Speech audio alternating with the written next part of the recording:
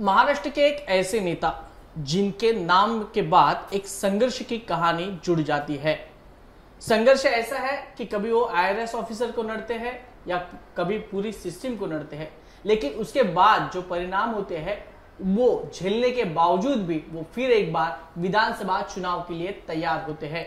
उनका नाम है नवाब मलिक, जो खुद के मालिक भी है और पूरे उनके परिवार के एक सदस्य के तौर पे वो मालिक के तौर पे बिहेवियर करते हैं। हम स्वागत करते हैं नवाब मलिक जी का।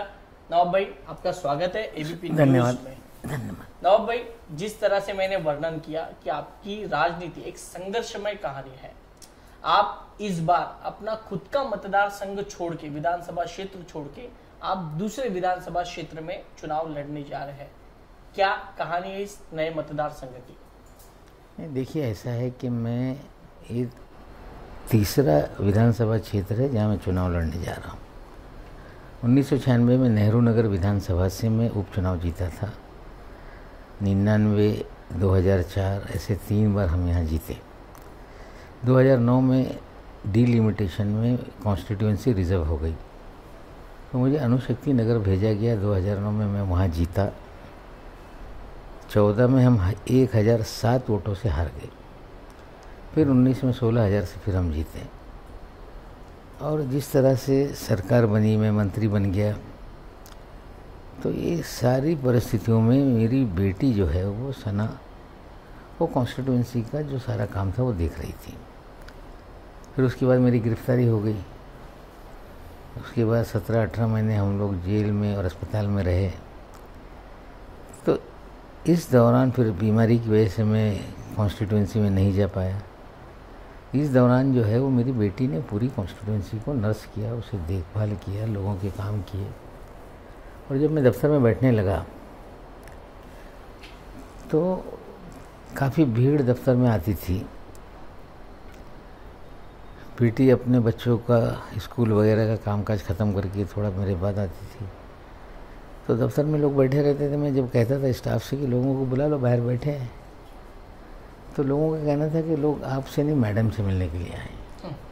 तो 2-3 महीने में देखा तो परिस्थिति कुछ अलग तरह की थी। नौजवान, महिलाएं, मुझे लगा कि मुझसे ज़्यादा कनेक्ट बेटी का हो गया है। तब मैंने फैसला लिया कि अब अनुशक्ति नगर से सना को हम चुनाव लड़ाएंगे। और हमने तो फैसला लिया था कि अब चुनाव नहीं लड़ना है। लेकिन लोकसभा के बाद लगातार शिवाजी नगर की जनता मेरे घर आती रही, दफ्तर आती रही। उन्होंने आग्रह किया कि आप चुनाव लड़िए। और मैं उनसे पूछता था कि 15 साल से एक विधायक आपके पास है तो आप मुझे क्यों लड़ाना चाहते हैं? तो उन्होंने सारी सच्चाई मेरे सामने रखी। वहाँ की गुंडागर्दी, ड्रग की समस्या, वहाँ के नेताओं का एरोगेंस, कोई काम लेके जाए सफाई नहीं, पानी नहीं, या गंदगी है तो लोगों के कपड़े फाड़ देना औरतों की। इस तरह की वीडियो बहुत सारे हमने देखी। हत्याएं हो रही थी। तो मुझे लगा कि कहीं ना कहीं यहाँ पे हालात बदलने के लिए कुछ तो काम करना पड़ेगा। तब मैंने मन बनाया कि अब चुनाव लड़ेंगे। और चुनाव लड़ने का जब फैसला हुआ, अजीत पवार जी से बात हुई कि हम लोग 2 सीटों पर चुनाव लड़ेंगे। एक सना को वहाँ लड़ाया जाएगा और मैं यहाँ से लड़ूंगा। आप चाहें तो मैं इंडिपेंडेंट लड़ लेता हूँ, अगर आपको कोई परेशानी होगी तो। हम दोनों सीट इंडिपेंडेंट लड़ेंगे। उन्होंने कहा नहीं, आपको पार्टी से ही लड़ना है, हम लोग आपको पार्टी से लड़ाएंगे। उसके बाद चीज़ें आगे बढ़ने लगी। सीट एडजस्टमेंट में एनसीपी को सीट छोड़ी गई, शिवाजी नगर मानपुर की। जब मेरे नाम की सुगबुगाहट होने लगी तो भारतीय जनता पार्टी का विरोध शुरू हो गया, शिंदे साहब का विरोध शुरू हो गया। और एक सस्पेंस की परिस्थिति बनी रही कि इनको टिकट मिलेगा कि नहीं मिलेगा। और अंतिम क्षण में, नॉमिनेशन के दिन हमने नॉमिनेशन भरा, अंतिम क्षण में एबी फॉर्म आया, पार्टी का जमा हुआ और क्लियर हो गया कि मैं एनसीपी से चुनाव लड़ रहा हूँ। लेकिन इसी बीच शिवसेना, शिंदे साहब की पार्टी ने भी उम्मीदवार वहाँ डाल दिया है। बेटी के सामने भी डाला है। विड्रॉल की टाइम है। अभी बीजेपी लगातार कह रही है कि हम उनका विरोध करेंगे। वो अपेक्षित था ऐसा होगा। लेकिन तमाम विरोध के बावजूद मुझे पूरा विश्वास है कि जनता के आग्रह पे मैं चुनाव लड़ने जा रहा हूँ। और जब जनता किसी को लड़ाना चाहती है तो उसमें कोई भी ताकत उसे रोक नहीं सकती। और मुझे उम्मीद है कि मैं चुनाव जीतूँगा। नवाब भाई, आपने एक जिक्र किया इस पूरे आपके आंसर में, आपको एक जवाब दे रहे थे उसमें बीजेपी का विरोध। देखिए, जब आप आर्यन खान के खिलाफ आप बाजू मान रहे थे, आप उसके पूरे फेवर में थे, आप एक IRS ऑफिसर या पूरे सिस्टम को आपने पूरे रोक के रखा था और उसकी सच्चाई आपने सामने लाई। उसके बाद पूरी दुनिया ने देखा, देश ने देखा कि आपके ऊपर फिर दाऊद को लेकर कई सारे आरोप हो गए। भाजपा ने आपके खिलाफ मोर्चा निकाला, रास्ते पे उतरे। इस बात का क्या सच्चाई, क्या ये लगातार आरोप हो रहे हैं? नहीं, देखिए ऐसा है, मुझे मनी लॉन्ड्रिंग के मामले में गिरफ्तार किया गया, और जो मुझे गिरफ्तार किया गया है कोई ना टेरर का मामला है, ना दाऊद का कहीं कोई संबंध है, लेकिन लगातार मुझे बदनाम करने के लिए इस तरह की बयानबाजी होती रही। फिर चुनाव से पहले कुछ नेता बेलगाम होकर इस तरह के बयान दे रहे हैं। तो मैंने तो 2 दिन पहले ही कहा है कि आप जो इस तरह की बातें कर रहे हैं, हम सबकी स्टेटमेंट को रिकॉर्ड जहाँ पे छपा है या जो हम दिखाया गया है उसको एग्जामिन करके हम 2 तरह के मुकदमे दायर करेंगे। एक तो क्रिमिनल डिफेमेशन का डालेंगे और एक सिविल डिफेमेशन का भी डालेंगे, और इन तमाम नेताओं को जो गैर जिम्मेदाराना बयान दे रहे हैं उनके ऊपर मुकदमे दर्ज करेंगे। हाँ भाई, इससे कुछ होने वाला है कि नेताओं को और मुकदमे को लेकर कभी कोई डरता नहीं, ऐसा नहीं, डरता नहीं, ऐसा नहीं है। अगर कोई भी बेलगाम किसी को कुछ भी कहते रहेगा तो हमारी भी तो कोई वो है समाज में, हम भी एक भारत के जिम्मेदार नागरिक हैं। कोई गद्दार कह देगा, देशद्रोही कह देगा, तो क्या सर्टिफिकेट बांटने का अधिकार इनको है? लगता है कि इसको देरी हो गई, ये पहले ही करना चाहिए था। नहीं, मैंने तो नोटिस दिया था, कई अखबार वालों को दिया, सब चुप हो गए, छापना बंद हो गया, लेकिन चुनाव से पहले फिर तमाशा शुरू हुआ है। तो हमें दाऊद का कनेक्शन आया कहाँ से? जो लोग पूछ रहे हैं उनसे पूछिए ना जाके, मुझे क्या पता है। मुझे लगता है जब मैं 6 बार मंत्री रहा तो करप्शन के चार्जेस क्यों नहीं लगा पा रहे हैं। हमें लगता है कि अगर कोई मुसलमान है तो आतंकवादी आसानी से बनाया जा सकता है, मुसलमान है तो उसके संबंध दाऊद से जोड़ दिए जाए। लेकिन जो लोग भी गैर जिम्मेदाराना तरीके से इस तरह की चीज़ें कर रहे हैं उन पे हम कानूनी कार्रवाई करेंगे और निश्चित रूप से करेंगे। यानी आपका नाम नवाब मलिक है, ये आपकी गलती है, ऐसा आपको? नहीं, गलती नहीं, आपका ऐसा नाम कोई दूसरा रहता नहीं। जिस तरह की देश में राजनीति है, जिस तरह के कुछ लोग ओछी राजनीति करते हैं, उन्हें लगाम लगाना जरूरी है। यानी आपको लग रहा है कि हिंदू मुस्लिम वाला ये? नहीं, बिल्कुल नहीं। हिंदू मुसलमान का कहाँ सवाल है। मेरी छवि को बर्बाद करने की कोशिश की जा रही है, लगातार कोशिश हुई, लेकिन फिर कुछ रुक गई थी और फिर कुछ बदमाशियाँ हो रही, तो कानूनी कार्रवाई करेंगे। इसके पीछे ठीक है ना, जब नोटिस आएगा तो पता चलेगा। जिनके नाम नोटिस जाएंगे, जिन पे मुकदमे दर्ज होंगे, तो नाम सामने आएंगे। देवेंद्र फडणवीस, आशीष शेलार खुल के आपके विरोध में बात ठीक है, कोई भी हो, कितना भी बड़ा हो, महायुति का धर्म नहीं, कितना भी बड़ा नेता हो, कार्रवाई मैं करूँगा और करूँगा। महायुति का धर्म है, कोई गठबंधन का धर्म। मैं महायुति का उम्मीदवार नहीं हूँ, मैं राष्ट्रवादी कांग्रेस पार्टी का उम्मीदवार हूँ। मैं चुनाव लड़ूंगा, जीतूंगा, कितना विरोध करना करना। पार्टी तो गठबंधन में है ना। ठीक है, नवाब मलिक नहीं है ना। राष्ट्रवादी कहाँ है, क्या है, सवाल ये नहीं।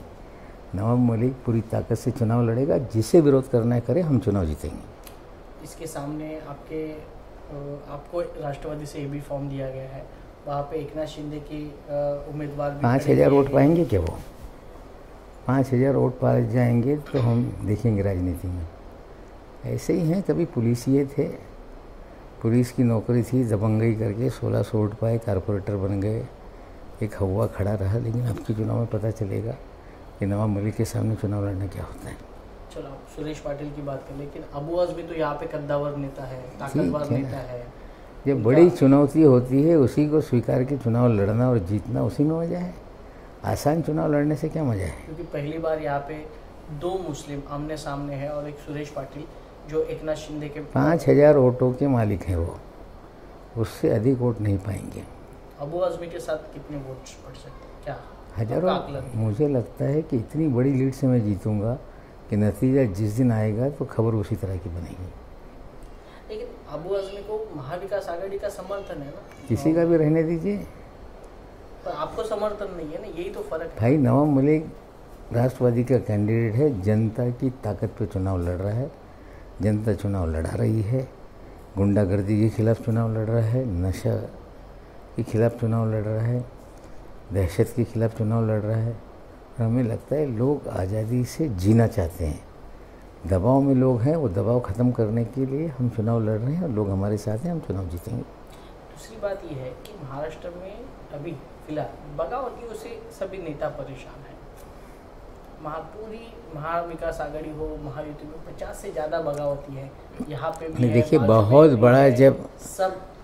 बड़ा गठबंधन जब बनता है, 3 पार्टियों का गठबंधन है, दोनों तरफ और भी छोटी छोटी पार्टियां हैं। जब इस तरह के गठबंधन बनते हैं तो जो अपेक्षा रखने वाले उनकी संख्या बहुत होती है, तो इस तरह से बागी कुछ उम्मीदवार खड़े होते हैं। अगर 3 बड़ी पार्टियां हैं एक तरफ, उसके साथ 3-3, 4-4, 5-5 छोटी छोटी पार्टियां हैं, तो जब 8-8 पार्टी हैं तो कहीं ना कहीं चुनाव लड़ने की महत्वाकांक्षा रखने वाले लोग रहते हैं। तो ऐसी परिस्थिति में बगावत तो नज़र आएगी। लोग चुनाव लड़ेंगे, कुछ जीत भी सकते हैं, कुछ खेल भी बिगाड़ सकते हैं। अब देखेंगे, 4 तारीख की बात चित्र स्पष्ट होगा। आपको नहीं लगता कि ये सीएम पद को लेकर बगावतियों की ज़्यादा हलचल चल रही है, क्योंकि जिसका उम्मीदवार विधायक ज़्यादा वो सीएम बनेगा, तो महाविकास आघाड़ी हो। अरे एक विधायक वाली पार्टी या सिंगल विधायक भी मुख्यमंत्री देश में बनता हुआ इतिहास हमने देखा है। ज़्यादा वाले कहाँ बन पाए, कम वाले बने।